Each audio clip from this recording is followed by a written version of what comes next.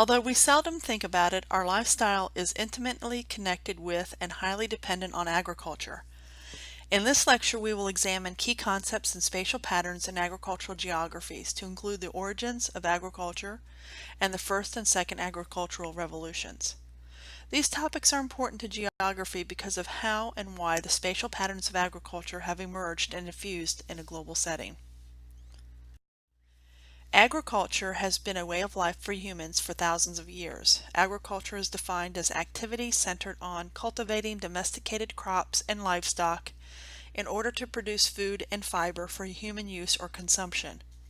Domestication is the process of selecting plants or animals that for specific characteristics and influencing their reproduction. Currently, about 34% of the world's workforce work in agriculture, which has been higher in years past. A decline in agricultural workforce stemmed from urbanization, mechanization, and industrialization. The chart shows employment in agriculture by region. Agriculture employs a higher percentage of people in sub-Saharan Africa than in any other world region. For example, in Tanzania, Rwanda, and Ethiopia, the share of the labor force employed in agriculture exceeds 80%. As shown in the photo, women threshing millet in Niger produce a majority of the food in developing countries.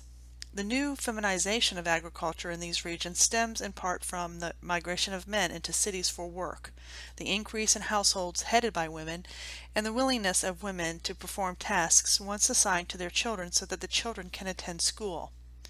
Hunting and gathering is the oldest method of obtaining food, which is the term used to describe how people obtained their food originally.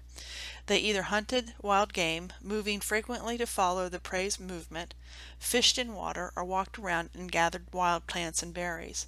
Very little people today use hunting and gathering for food collection because the dominance of settled agriculture and its close association with the modern state and global economy. It is now considered primitive and is only practiced by very few people, to include the Sans people of the Kalahari Desert in southern Africa. The practice of settled agriculture came about in three revolutions. Historically, the transition from hunting and gathering to farming marks the first of the three sweeping revolutions that have transformed the world. The first agricultural revolution came about 11,000 years ago and is believed to have begun independently at different locations at different times. The map shows the 5 hearths of agriculture innovation in 3 secondary centers. They are secondary centers because it is not clear if diffusion of crops and food production practices contributed to the origins of agriculture in these locations, or if people independently developed agricultural there. The second agricultural revolution can be traced to new practices in Europe during the Middle Ages. During this time, there were 2 inventions introduced to help the farmer. One was the curved metal plate used to make the moldboard plow, as shown in the 2 photos on the left.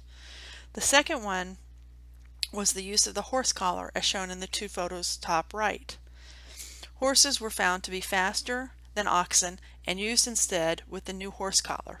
In addition, during the Industrial Revolution, many improvements occurred in the efficiency of farming practices, such as Jethro Tull's seed drill, shown in the photo bottom right, which planted seeds directly into small holes instead of tossing the seed around in handfuls. Also, crop rotation was discovered to be very beneficial during the 17th and 18th centuries in that it helped to increase crop yields. Crop rotation was growing a sequence of different crops in the same field in order to maintain soil fertility and health. This helped boost crop yields and allowed the farmer to continue to use the fields each year instead of abandoning the fields to fallow for recovery. However, the 4-course system would eliminate the fallow period entirely. This system, introduced to England from Holland in the 18th century, is based on a 4-year planting regime. This crop cycle balances the planting of food crops with feed crops and incorporates legumes that enrich the soil. Specifically, in course 1 and in the first year, the farmer will plant a small grain crop to provide a marketable crop. In the second course, or second year, the farmer will plant a root crop so that the ground can be hoed to remove weeds and provide feed for livestock. In the third course and third year, the farmer will plant a small grain crop again to provide for another marketable crop. And in the fourth course or fourth year, the farmer will plant a legume to boost soil fertility. By removing the need for a fallow period, this practice also enables higher agricultural yields. Many variations on this system exist today. Please pause the video and answer the following. Describe why the innovations in the second agricultural revolution are so important to where we are today in crop production. In your own words, using your text as a guide, be thorough and specific with your answer.